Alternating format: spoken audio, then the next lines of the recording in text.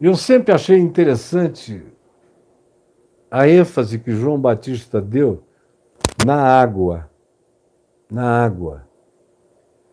Batismo com água para arrependimento, com água.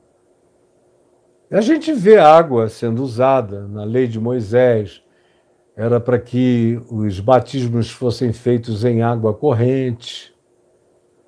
Por isso, até os essênios lá em Qumran, não tendo exatamente água corrente, faziam desníveis para que a água que eles usassem fossem batendo de pedra em pedra, rocha em rocha, numa cascata, e trouxesse aquela vitalidade de uma água viva, para eles serem limpos, batizados, purificados nos seus inúmeros batismos rituais que os essênios tinham. Os fariseus já mergulhavam dentro de talhas de pedra de 80 litros cúbicos de água dentro daquelas metretas, como era o caso daquelas onde Jesus transformou água em vinho, lá em João 2. Os fariseus entravam ali, dava aquele mergulho, saía purificado, ia comer, beber, dormir, e tinham que lavar tudo com água. Mas ninguém foi como João. Eliseu purificou águas amargas em águas boas. Há uma certa ênfase na água no Velho Testamento como elemento purificador, mas, de fato, a purificação última no Velho Testamento é com sangue. Como diz o livro de Levítico, sem derramamento de sangue não há remissão de pecados. É por isso que Jesus é o Cordeiro de Deus que derrama seu sangue para a remissão dos pecados. Mas em João a água tem uma conotação completamente diferente. Ele não cria que era a água em si que ia lavar os pecados de ninguém. Mas ele cria profundamente na simbolização e no significado da água. A água para João tinha uma ressignificação que não tem para todo mundo. Talvez nem para você. Depois disso, vieram as idolatrias. Aí desenvolveram a teologia de que sem o batismo não tem salvação, que é para a igreja e as autoridades eclesiásticas ficarem com a administração da salvação pela via do batismo, que é uma heresia totalmente louca contra o evangelho de Jesus. E aí, sem batismo, o cara não toma ceia, sem ceia ele não faz outra coisa. É toda uma hierarquia sacramental para o indivíduo ir pertencendo aos lugares. Deus fica vinculado a lugares. E a ênfase que às vezes se dá na água hoje em dia é uma ênfase supersticiosa, que eu já vejo há muitos anos. Antigamente, quando eu era um jovenzinho, eram alguns grupos espíritas, kardecistas, que no rádio colocavam um copo d'água em cima do rádio e pediam para todo mundo colocar para a água ficar fluidificada, abençoada. Aí depois você começa a ver alguns outros pentecostais fazerem isto na televisão, já no início dos anos 70. Aí depois você vê dos anos 80 isso vira moda para todo lado. Universal, Igreja da Graça, todo mundo botando um copo d'água, as quadrangulares, e era água para todo lugar. Você abre a internet, hoje em dia, onde tem pregação, a maior parte delas você vê que tem um copo de água ali, não é para o cara beber. Como eu estou bebendo agora, porque eu estou com a boca seca, eu estou falando desde de manhã cedo. Eu fui tomar café com a ministra do Turismo, com a Dani, querida, mulher do Vaguinho, minha irmã que nos assiste todo dia, ela e os filhos, especialmente o filho Renan, muito querida. E um dia maravilhoso na casa dela, depois fui orar lá no Ministério do Turismo, falei muito, estou com a boca seca. Cheguei aqui já direto, sem intervalo, para botar a gente no ar. Agora, eu venho aprendendo com meu pai há muitos anos o valor dos alimentos e da água. Meu pai tinha uma relação muito especial com a água também. E a gente vê João Batista batizando com água, Jesus dizendo a Nicodemos: quem não nascer da água e do Espírito não verá o reino de Deus, não entrará, não verá. A gente vê o apóstolo João, na primeira epístola dele, dizendo dos testemunhos na terra e dos testemunhos no céu. Testemunhos na terra, ele diz, são a água, o sangue e a palavra. A água tem esse lugar simbólico extraordinário na concepção das arquetipias bíblicas e neotestamentárias e na teologia dos apóstolos. É um significado que não se pode desprezar. E eu vi meu pai se converter com a pureza de um homem hiper intelectualizado, mas com um coração sem religião, portanto, puro de interpretação. Desde o início ele começou a tratar os copos d'água com muita reverência. E houve um tempo que ele não sequer bebia uma água sem dizer: Senhor Jesus, obrigado. Abençoa essa água e que ela me faça bem. E aí bebia. Ele tinha uma relação tão intensa com a água, e ele cria que a água carregava uma graça divina tão especial, para cuja concepção ele não tinha nenhuma explicação científica. Era só uma intuição dele, que algumas vezes, pelo menos 3 vezes, nós mudamos para algum lugar e aonde tinha água corrente das torneiras, dos canos da cidade. Mas o papai não confiava naquela pureza das águas. E aí ele orava e dizia: Senhor, eu quero te pedir, tu deste poços de águas tão maravilhosos a quem creu em ti no passado, e eu quero te pedir que tu me deis uma fonte de água aqui nesse terreno. Aí ele mandava cavar e botava ali aquelas tubulações todas até alcançar a água. Aí dava aquela água, borbulhava aquela água pura.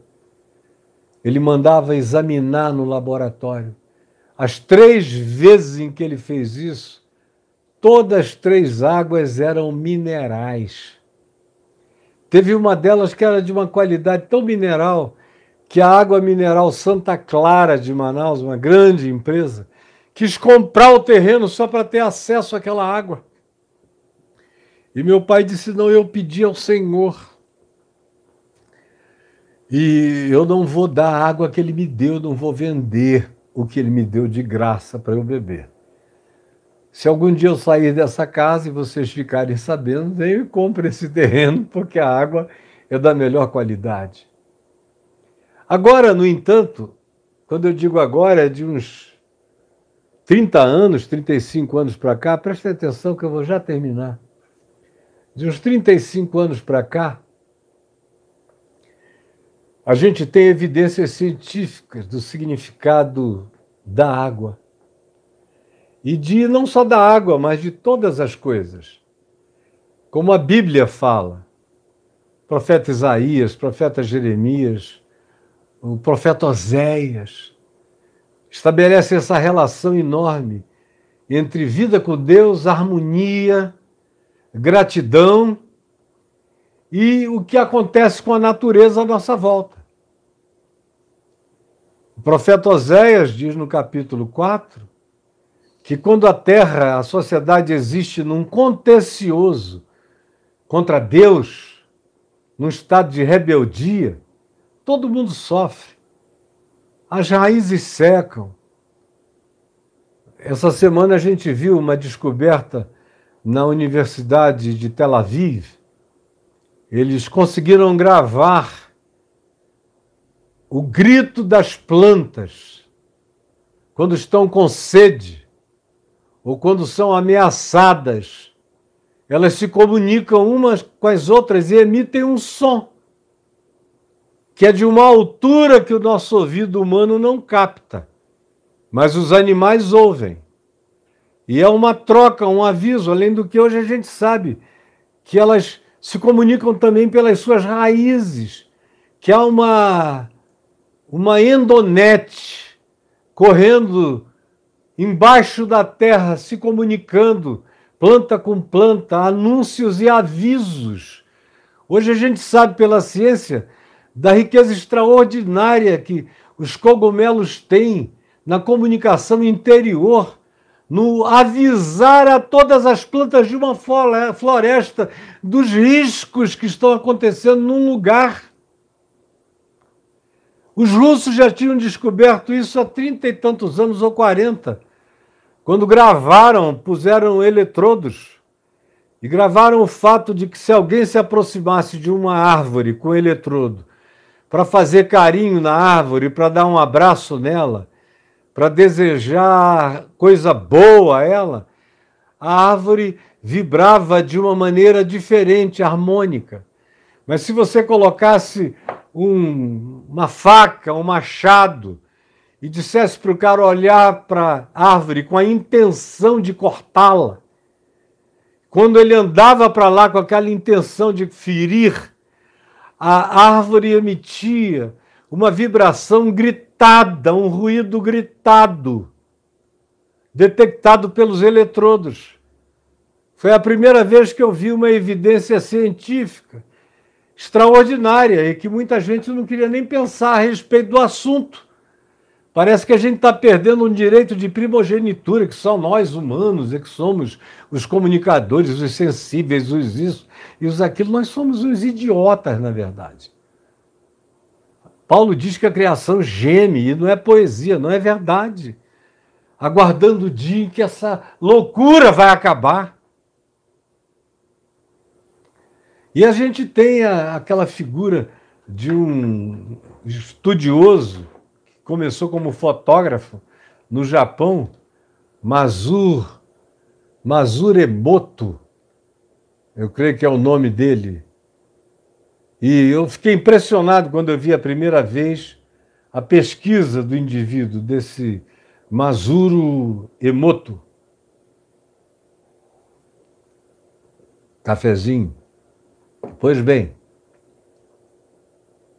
quando ele, há alguns anos, começou a fazer experimentos com água, ele botava a água num lugar e submetia no início a água a músicas diferentes. Música calma, música pancada, música de vários tipos em ambientes diferentes e a água exposta. Depois ele tirava e congelava por 2 horas, até a água criar os seus cristais. E aí pegava os cristais e colocava nos microscópios. E para cada tipo de música havia um tipo de cristal. A música pesadona demais, com aquela batida de angústia, de desespero, produzia cristais amorfos, cristais estranhos. Por outro lado, se você pusesse bar, uma música mais suave, mais harmônica, mais contínua, a cristalização era perfeita, linda, com desenhos extraordinários, de beleza incrível. E ele foi evoluindo esses trabalhos até que chegou agora, há uns 5 anos atrás, ele fez a experiência demonstrada, e todos vocês já devem ter visto aqui na internet. Caio, eu gostava de rock, eu também gosto ainda, depende, né? Tem rock bom e tem rock ruim. Em todas as coisas, em todos os ritmos, tem coisas boas e tem coisas ruins. Nada radical, nada fanático, pelo amor de Deus. O bom é bom e o ruim é ruim. E não importa em que circunstância. O gospel horrível é horrível. Gospel bom é bom. Então vamos parar com isso. Mas eu estou falando do doutor Massuro, que ele há 5 anos fez o seguinte, ele pegou copo d'água e escreveu em vários copos de água declaração de gratidão e amor. Aí no outro, declaração de raiva. Aí no outro, declaração de tristeza. Aí no outro, uma declaração de alguma coisa relacionada a uma emoção também. E colocou num lugar público, em Tóquio, pedindo para que as pessoas passassem de acordo com seu estado de espírito, falassem com a água correspondente ao seu estado de espírito. Então o cara feliz, grato, cheio de delicadeza interior, chegava lá no copo de água e dizia: obrigado, eu tenho recebido tanta coisa boa, eu sou tão grato. E todos que se sentissem assim falavam daquele jeito e falavam adequadamente conforme seus sentimentos a cada outro copo d'água. No fim, ele fez o mesmo experimento, congela 2 horas e bota num microscópio que aumenta 500 vezes o tamanho daquela célula. E aí, outra vez, o susto foi extraordinário.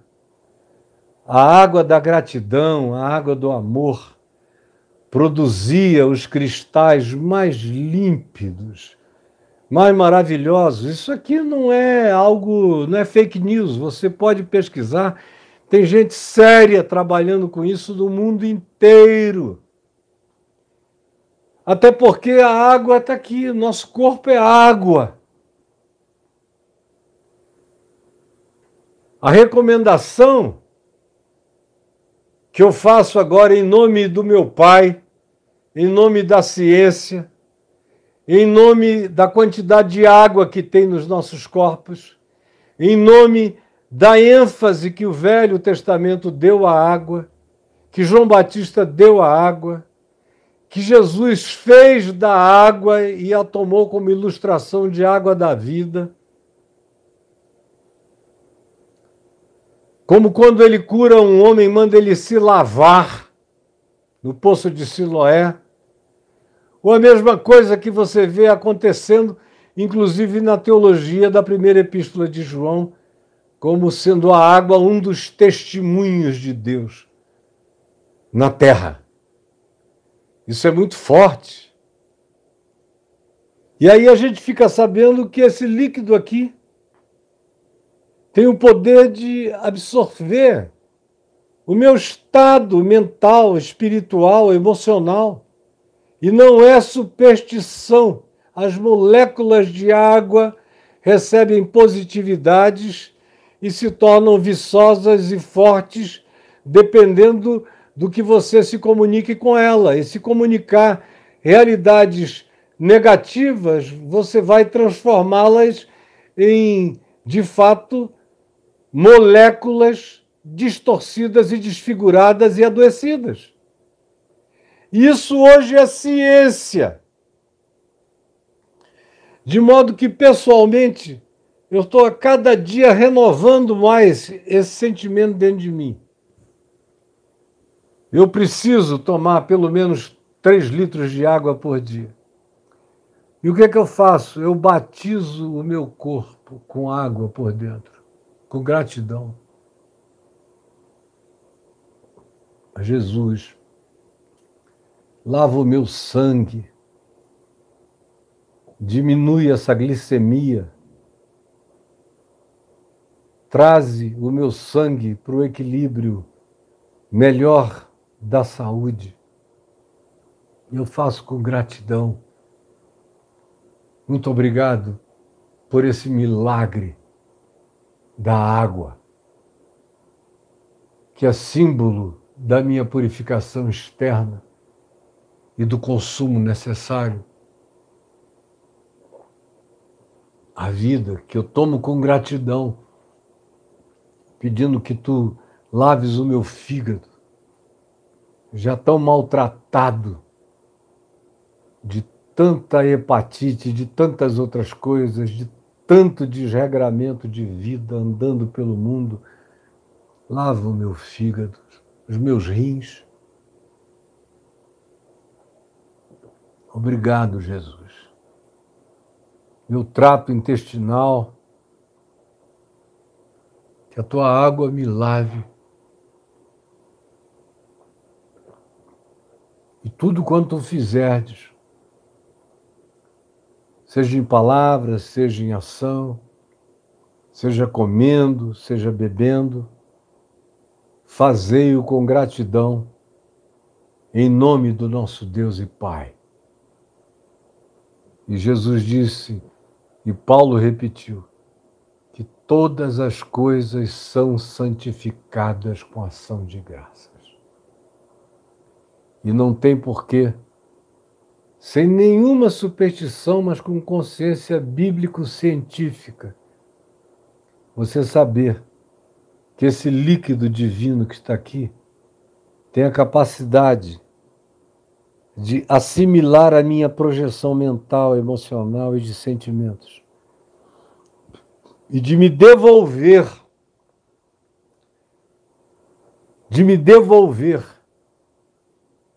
a minha expectativa projetada em gratidão, em fé, em alegria e em satisfação. É assim que eu bebo essa água, que é um sacramento espalhado por toda a terra, para ser bebido por todas as criaturas, porque esta é a água da vida.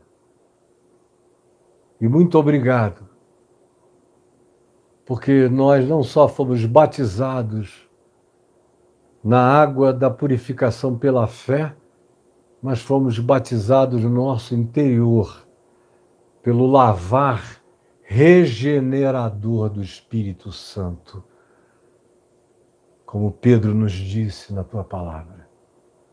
E é assim que eu tomo esta água com os meus irmãos e irmãs e incito cada um a comer e a beber com essa gratidão de quem bebe graça transferida para esse líquido absolutamente miraculoso.